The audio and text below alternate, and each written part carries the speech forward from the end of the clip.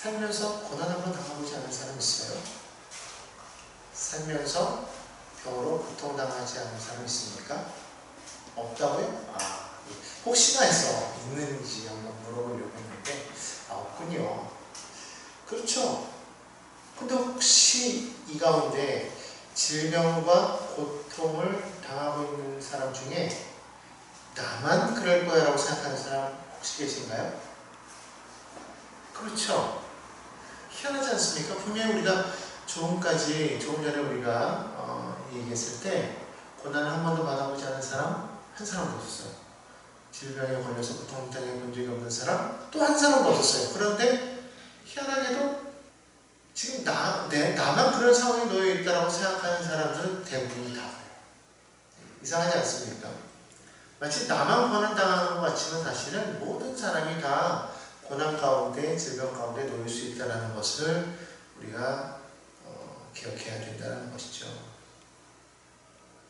오늘 여기 성경에 보면 이 시편을 지은 사람은 누구냐면 우리가 잘 아는 다윗 왕이에요.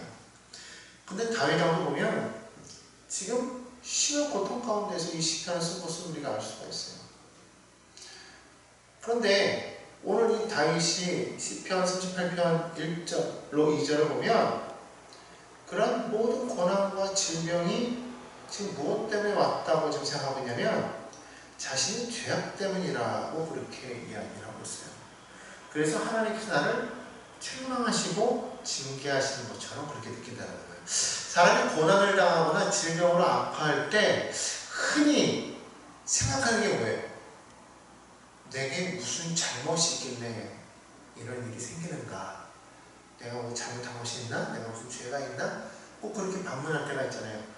어떤 사람은 내가 왜? 라고 말하죠. 내가 아무런 죄도 없고 잘못도 없는데 왜 내가 이런 고통을 당합니까? 라고 그렇게 당당하게 얘기하는 사람이 있는가 하면 어떤 사람들은 내가 죄 때문에 죄가 많아서 그런가 봐 라고 그렇게 말하는 사람이 있어요. 이 사람이든 저 사람이든 둘 다 맞기도 하고 둘 다 틀리기도 해요. 왜 그렇습니까?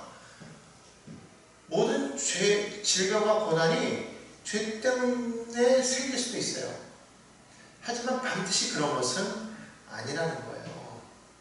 하나님께서 우리를 징계하실 때도 있지만 그러나 우리에게 다가온 여러 가지 많은 고난과 아픔과 질병들이 반드시 그런 것은 아니라는 거죠. 왜냐하면 욥기를 보면 알 수가 있어요. 욥기를 보면 욥은 어떤 사람이라고 그랬습니까? 의로운 사람이었다고 그랬어요. 그러니까 당대 의로운 사람도 고난을 당하는 그런 장면을 우리가 보면 반드시 그 사람 죄 때문에 그가 징계를 받는 것은 아니다라고 그렇게 우리가 알 수가 있죠. 때로는요, 하나님이 하신 일을 나타내서 하나님께 영광 돌리기 위해서 때로는 우리가 고난 중에 있을 수도 있다는 거예요. 요한복음에 보면 9장에 그런 얘기가 나오잖아요. 태어나면서부터 앞을 보지 못하는 사람이 있었어요. 그런 사람에 대해서 제자들이 말하죠. 저 사람이 저렇게 태어난 것은 누구의 죄 때문입니까? 이렇게 말했단 말이에요. 대부분의 사람들이 그렇게 얘기한 거예요. 어떤 건 질병으로 태어나든지 뭔가 좀 문제가 있으면 저 사람이 무슨 죄가 있으니까 그럴 거야 라고 생각하는 거죠. 제가 또 그랬다는 거예요. 그래서 저 사람이 무슨 죄가 있길래 그렇게 태어났습니까? 그것이 누구의 죄입니까? 그 사람의 죄입니까? 아니면 그의 부모의 죄입니까? 라고 자꾸 그걸 논쟁하죠. 근데 그때 주님께서 뭐라고 말씀하세요? 요한복음 9장 3절을 보면 이렇게 말해요. 이 사람이나 그 부모의 죄로 인한 것이 아니라 그에게서 하나님이 하시는 일을 나타내고자 함이라 그렇게 말씀하고 있단 말이에요. 무슨 말입니까?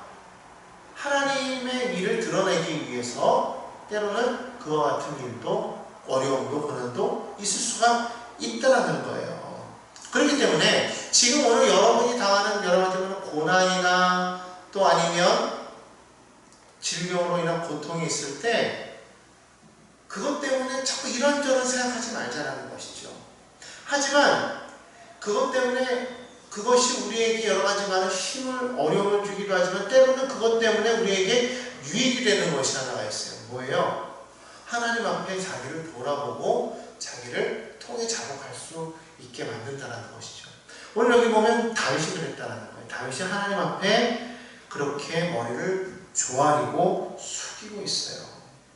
하나님 앞에 지금 자신의 죄를 회개하고 있는 그런 장면이 오늘 처음에 나오고 있다는 거예요. 야훼여 주의 노하심으로 나를 책망하지 마시고 주의 분노하심으로 나를 징계하지 마소서. 주의 화살이 나를 찌르고 주의 손이 나를 심히 누르시나이다. 주의 진노로 말미암아 내 살에 성한 곳이 없사오며 나의 죄로 인하여 내 뇌에 평안함이 없나이다. 내 죄악이 내 머리에 넘쳐서 무거운 짐 같으니 내가 감당할 수 없나이다. 내 상처가 썩어 악취가 나오니 내가 우매한 까닭이로 소이다. 쭉 얘기하면서 하나님 앞에 계속해서 자기의 연약함을 이야기하며 죄를 회개하고 있는 그런 모습이 나옵니다.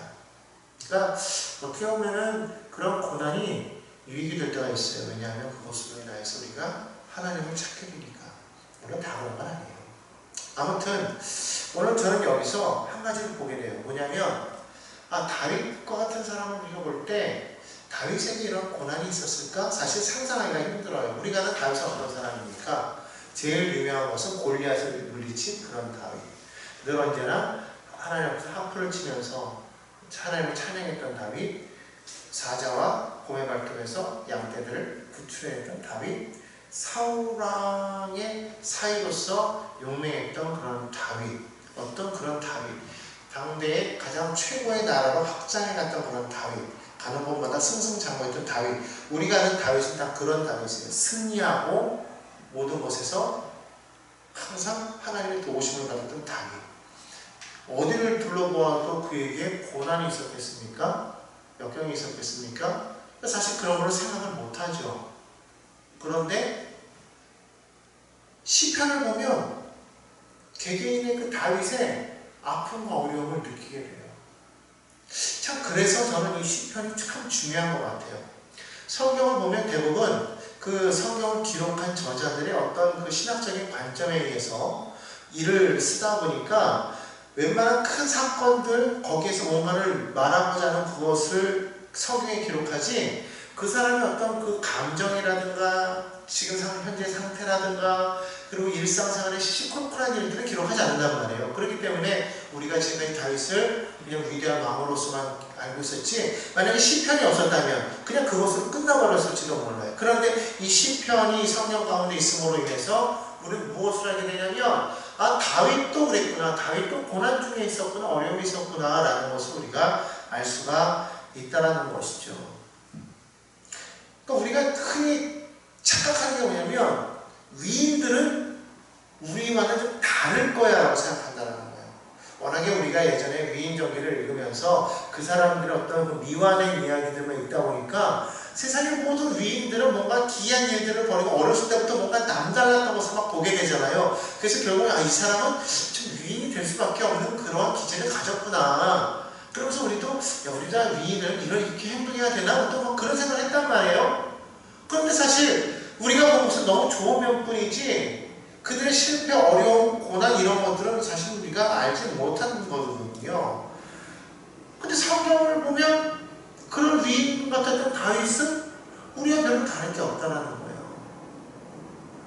성경은 우리에게 뭘 말하는 거냐면 그들이 위인이지만 위대한 사람이라고 할지라도 위대한 믿음의 조상들도 우리가 다를 게 없다는 것을 말하고 있다는 것이죠. 야고보서를 보면은요, 야고보서 5장 17절에 보면 엘리야 선지자가 우리와 똑같은 사람이었다고 이렇게 말해요.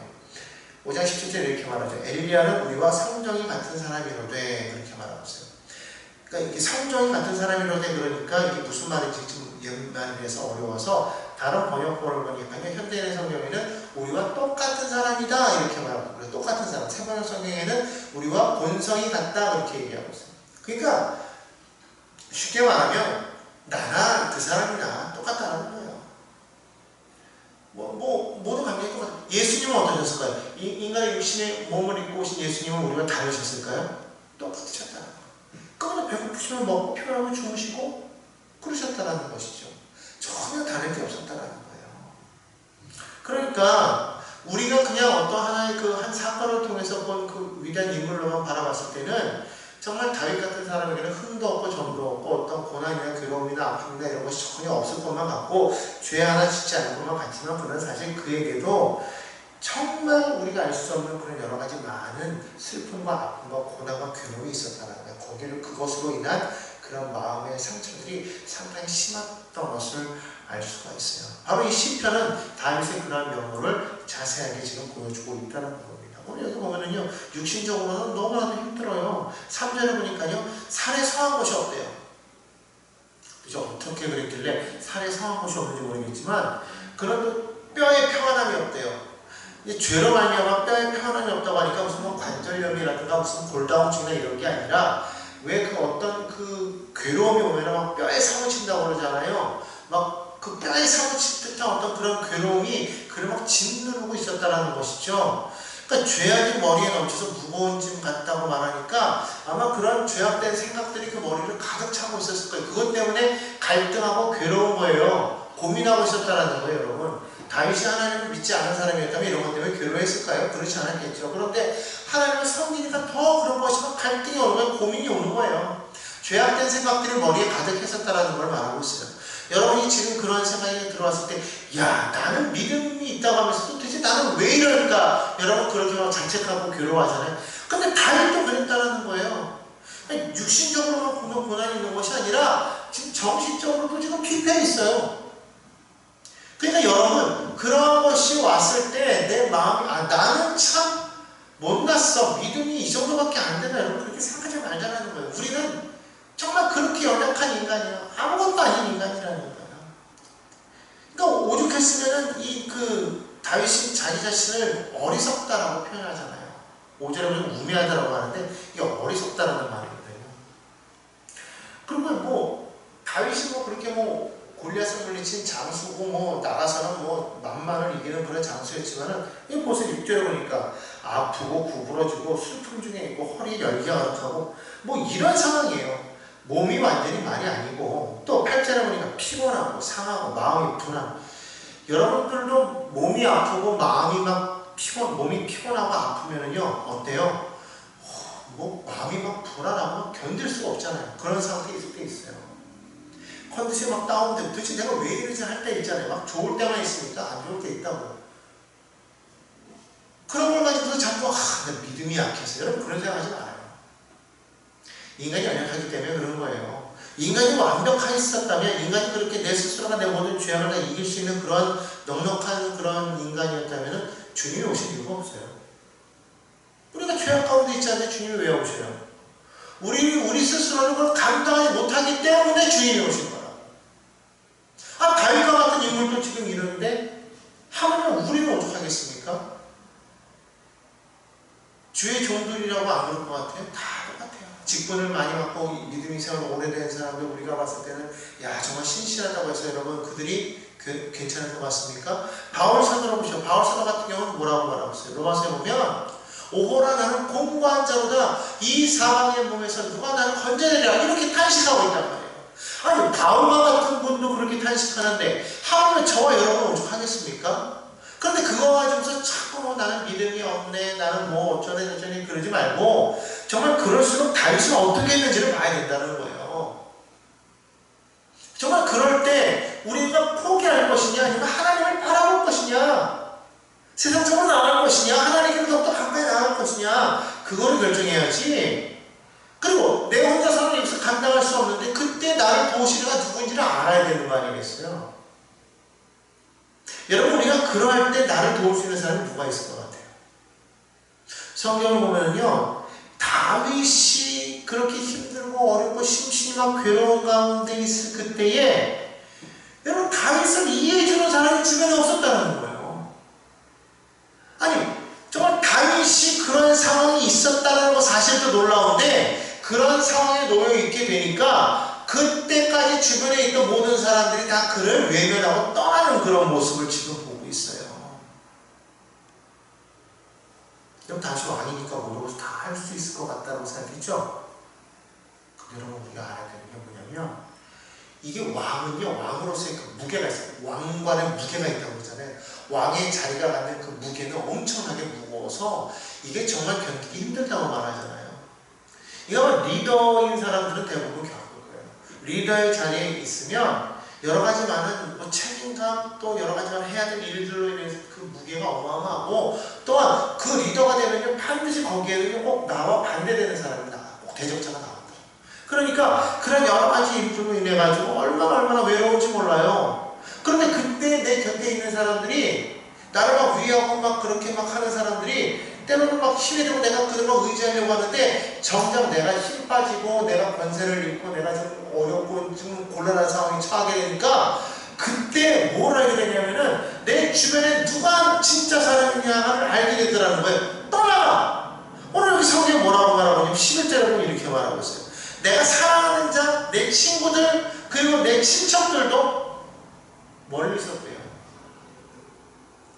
그러니까 내가 사랑하는 자, 나를 사랑하는 자가 아니고 내가 사랑하는 자인데 그가 나를 떠났어. 내 친구들인 줄 알았어. 근데 그가 나를 떠났어. 내 친척들이에요. 나를 떠났어. 정말 힘들고 외로운 게 바로 그건 거예요. 그러니까 왜 그러냐면 이 리더의 자리, 왕의 자리에 있을 때는 아마 그게 더 할지도 모르는데 뭐냐면 이게 이해관계를 얽히게 되더라는 거예요. 그러다 보니까 어느 순간인가부터 이것이 그냥 하나의 그 사랑이 아닌 그런 이해관계가 부딪히면서 있을 때는 좋지만 없을 때는 그냥 냉정하게 돌아서요. 근데 그게 세상인 거예요. 근데 우리는 그런 세상을 지금까지 믿고 따라왔어. 그런 세상을 보고 그걸 의지하려고 했던 거예요. 그냥 그걸 의지하고 그걸 사랑하고 그거를 계속 내 마음을 줬더니 결국에는 그 상처가 더 커지는 거예요. 왜? 나를 사랑한 게 아니고 내가 사랑한 거니까. 그 상처가 더 커지는 거지. 그런 상황이 지금 되어 있는 거예요. 가장 힘들 때 그때 제일 힘이 되어줘야 될 사람이 누구예요? 내가 사랑하는 사람. 내가 나를 사랑하는 내 친구들, 내 친척들. 그들이 나를 가까이 버텨보게 해줘야 되는 거 아니에요? 원수는 몰라. 원수는 당연히 뭐 떠나가겠지만 이런다고. 그런데 나 그것만 있느냐? 내 주변에 있는 사람은 다 떠나가는데 오히려 대적들은요 나를 해하려고 하는 12절 말이에요. 내 생명을 찾는 자, 내 생명을 찾는 자, 내 목숨을 노리는 자들이라는 거예요. 정적들. 그들의 막 올무를 치고서는요 막 나를 막 해하려고 해요. 그리고 또 어떤 사람이 있어요. 나를 해하려는 자. 다른 성경에 보니까 내 불행을 바라는 자라고 이렇게. 내가 잘못되기를 바라는 사람이 있어요.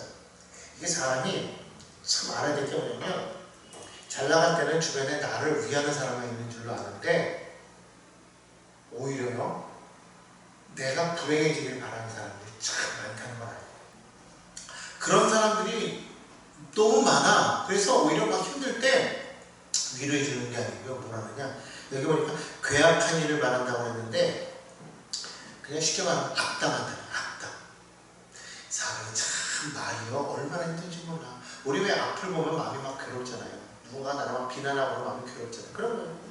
아니 막 힘들 때 옆에서 위로해주고 괜찮아 그래도 힘내 우리가 있잖아 이러면 사람이 힘이 난다고. 그런데 막 옆에서 그럴 때마다 그럴 줄 알았다 너 죽어라 뭐 어쩌고 뭐 망해라 막 이러면서 막 그냥 더 막 그러면 사람이 얼마나 힘들겠냐는 거야. 너 그럴 줄 알았어 뭐 그러면서 막 사람들 막 이럴 때 여러분 이런 사람들이 막 주변에 막 뭐 상 같은 거예요.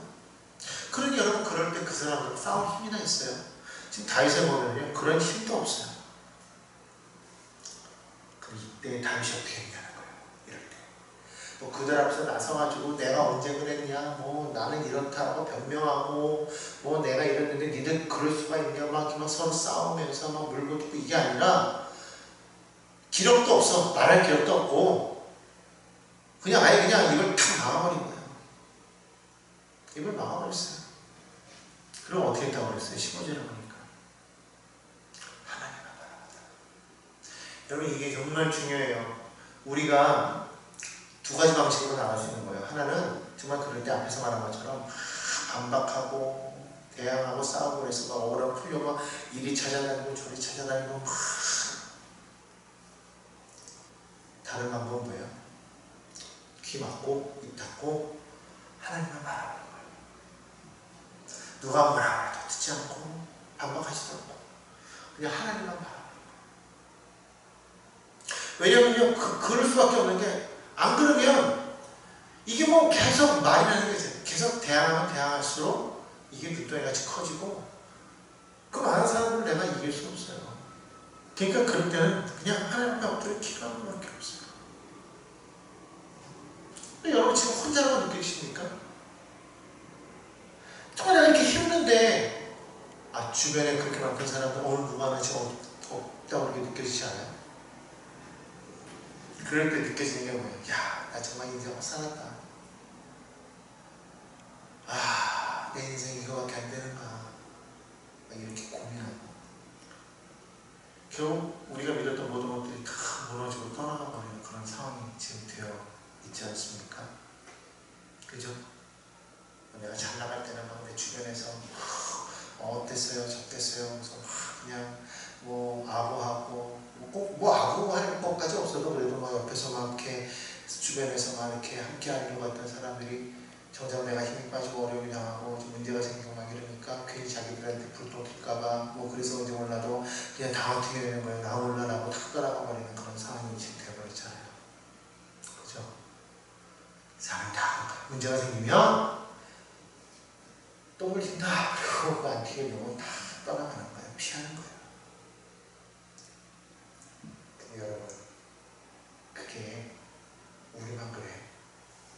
다윗만 그랬어요. 아니에요. 성경에 보면 예수님도 그랬어요. 예수님 보십시오. 겟세마네 동산에서 큰 눈물로 기도할 때 그때 유다가 분열들을 끌고 왔잖아요. 그렇다고 예수님을 붙잡았다고. 그때 어떻게 했어요? 지난들 다 넘어갔어요. 다 넘어갔다고. 예수님 혼자는 다 넘어갔단 말이에요. 여러분, 우리만 그런 게 아니에요. 예수님도 그런 상황이 보였었어요.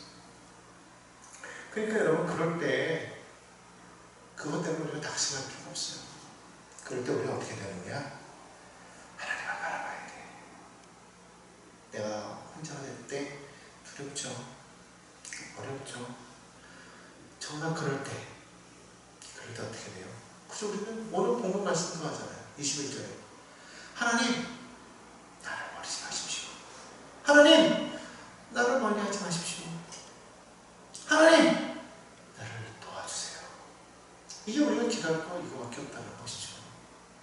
그러니까 여러분, 고난 중에 있다는 거, 혼자가 된다는 거. 어쩌면 이것이 우리가 정말 힘들고 어렵지만 바로 이때 오히려 우리가 오롯이 하나님만을 바라볼 수 있는 그런 때가 아닐까.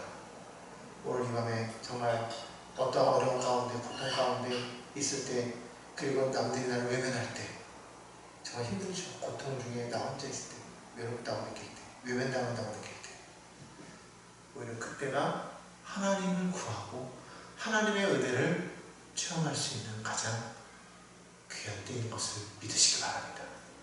오늘 저와 같이 그러한 어려움에 처한 분들은 이 시간 힘들다고 낙망하고 괴롭다고 원망하고 그러지 마시고 오롯이 그냥 하나님 바라보시고 뭐 이런저런 말 필요 없어요. 그냥 주님만 바라볼 때 하나님께서 우리를 구원하시는 것을 다 경험하게 될 줄로 믿습니다. 그렇게 되기를